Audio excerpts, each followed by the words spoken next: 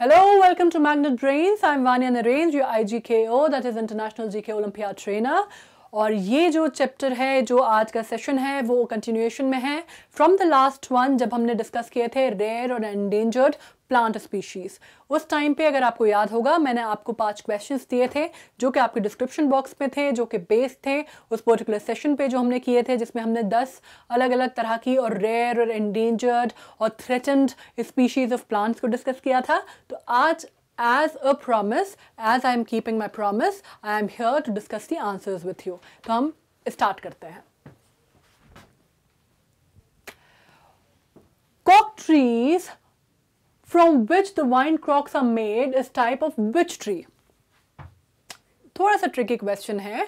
Kock trees के बारे में हमने उस दिन डिस्कस किया था, जिससे वाइन कॉक्स बनते हैं, वाइन बॉटल्स के कॉक्स बनते हैं। वो किस तरह के ट्री की प्रजाति है या किस तरह के ट्री का फॉर्म है? बताइए। बनाना, विलो, ओक या यूकलिप्टस? हमने इस बारे में डिस्कस भी किया था। पहली लाइन जो थी वो यही थी, और वो क्या थी? It is a part of oak. I am very sure ये आप लोगों ने अटेम्प्ट किया होगा। This is a very easy one, काफ़ी आसान था, क्योंकि हमने सबसे पहले बात जो की थी वो यहीं से चालू की थी, दैट कॉक tree is one of the form of oak trees.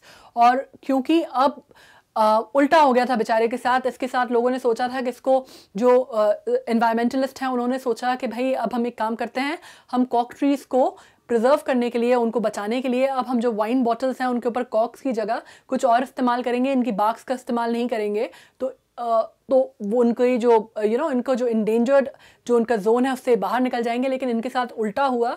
अब क्योंकि इनकी बाग की कमोडिटी वैल्यू कम हो जाती है, तो ये वैसे ही लोग इन पे ध्यान देना बंद कर देते हैं, और ये अभी भी इंडेंजर्ड जोन में ही माने जाते हैं। Fine, so the answer is oak. Now second question, which tree form many peoples image of African savanna? African savanna, ये हमने डिस्कस भी किया था कि इस पर्टिकुलर पेड़ को देख के लोगों को अफ्रीकन सवाना की याद आती है। और ये कौन सा ट्री है बताइए आप लोग। हमने अफ्रीका के आसपास के बड़े ट्रीज डिस्कस किए थे, तो इस पर्टिकुलर ट्री को देख के आपको याद आ रहा है कि हमने क्या इसका नाम डिस्कस किया था? नहीं आ रहा तो मैं आपको बता देती हूँ। इस ट्री का नाम होता है ड्रैगन ट्री। ओके, हालांकि बेचारा इसका ड्रैगन जैसा कहीं से भी नहीं दिखता। इसका नाम कुछ इनको हटमेंट वगैरह कुछ कुछ हैबिटेट, कुछ घर वर, हाउस वाउस टाइप का कुछ रखना चाहिए था। आई डोंट नो क्यों उसको ड्रैगन ट्री बोला जाता है, but whatever that is. Which among these is a carnivorous tree? ये भी हमने डिस्कस किया था। कार्निवोरस ट्री ये कैसे अपने उसको फंसा लेता है, अपने इंसेक्ट्स को, या अपना मील या अपना न्यूट्रिएंट कहाँ से ड्राइव करता है? ये क्या करता है, इसके बड़ा सा पिक्चर रहता है इसके अंदर, उसकी रिम पे कोई अगर इंसेक्ट आता है तो इसको नीचे फिसल जाता है और ये उसको फिर दबा लेता है। तो ये कौन सा ट्री है? हमने 2 ट्रीज कार्निवोरस डिस्कस किए थे। एक हमने वीनस फ्लाई ट्रैप किया था, और एक और हमने कौन सा किया था? Pitcher plant. ड्रैगन ट्री नाम से ऐसा लगता है, लेकिन ड्रैगन ट्री वो अफ्रीकन सवाना वाला था, right? So this is pitcher plant.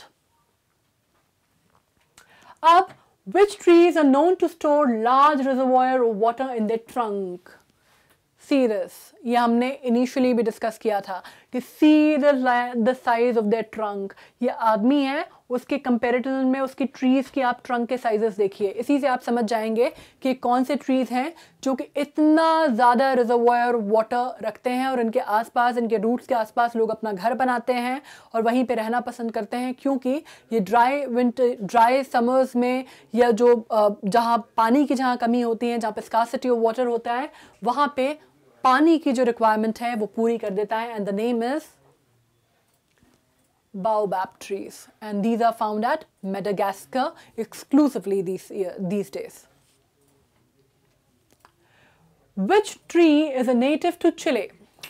ये भी हमने डिस्कस किया था कि बड़ी अनफॉर्चुनेट सी बात है कि एक नेशनल ट्री है, उसके बाद भी एंडेंजर्ड सीरीज में है, एंडेंजर्ड उसमें लिस्ट में आता है। पर ये कौन सा ट्री है? सेसा ऑर्किड्स? नहीं, सेसा ऑर्किड्स के बारे में तो हमने पढ़ा था जब हम कंजर्वेशन ऑफ फ्लोरा की बात कर रहे थे उस टाइम पे। ग्रीन पिचर प्लांट के बारे में हम पढ़ ही चुके हैं। Baseball plant? बेसबॉल प्लांट भी नहीं है, इसका नाम है monkey puzzle tree. Okay, so I hope आपने सारे आंसर्स जो किए हैं वो सही किए हैं, और अगर नहीं किए हैं तो आप पहले के चैप्टर्स रिवाइज कीजिए, फिर से दोबारा पढ़िए, आपको सबके आंसर्स मिल जाएंगे वहीं पर। और हम इसमें जब आप एक बार once you are through with the things that we have learned in the past, उसके आगे वो स्टेपिंग स्टोन बनेगा ताकि हम आगे का पढ़ सकें। तो stay tuned with us, magnet brains 100% free channel है, सब्सक्राइब कीजिए, ask your friends to subscribe in, ताकि आप IGKO के बारे में और डिटेल पढ़ पाएँ।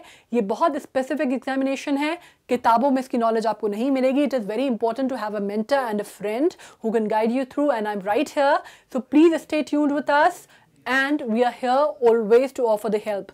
Thank you so much.